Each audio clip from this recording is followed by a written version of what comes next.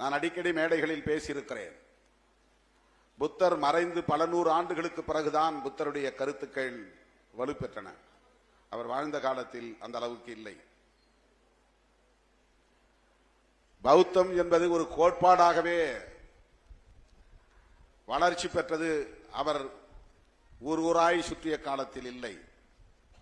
அவர் நடந்தே போய் மக்களை சந்தித்தார். இன்றைக்கு இருப்பதை போல ஊர்திகள் இல்லாத காலம் அது. இன்றைக்கு நேபாளில் இருக்கிற ஒரு ஊரிலே பிறந்து இன்றைக்கு பீகாரிலே இருக்கிற புத்தகையா வந்து நடந்தே வந்து அங்கே உட்கார்ந்து ஒரு போதி மரத்தின் கீழே உட்கார்ந்து தவம் செய்த போதுதான் அவருக்கு ஞானோதயம் உருவானது என்று அவருடைய வரலாறு சொல்லுகிறது.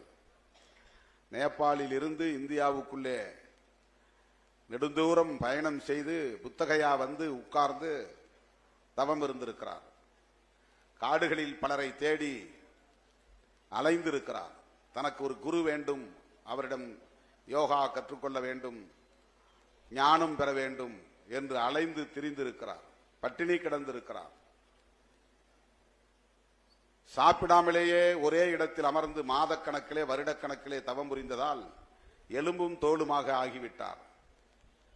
உடல் இளைச்சு போச்சு. சாப்பிடவே இல்லை, தண்ணி குடிக்கல, ஒரே இடத்துல உட்கார்ந்து இருக்கிறார், தவம் இருக்கிறார், மெடிடேஷன். அப்புறம் அவருக்கு விழிப்பு வந்து விடுகிறது. இப்படி உடலை வருத்துவதால் ஞானம் பிறக்கவில்லை, தியானம் இருந்தும் ஞானம் பிறக்கவில்லை என்று அங்கிருந்து கிளம்பி இனி சாப்பிட வேண்டும் என்று சாப்பிடத் தொடங்கி பிறகு உடல் நலம் வந்த பிறகு மறுபடியும் தவத்தை தொடர்கிறார். புத்தகையா வந்த பிறகுதான் அவருக்கு ஞானம் பிறந்தது என்று அவரே உறுதிபட சொல்லுகிறார்.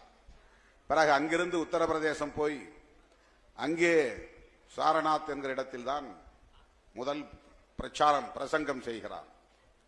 அப்படிப்பட்ட கௌதம புத்தரின் கருத்துக்கள் அவர் மறைந்து பல நூறு ஆண்டுகளுக்கு பிறகு சங்கமாக உருவெடுக்கிறது. சங்கம் என்றால் பௌத்த சங்கத்தை தான் குறிக்கும்.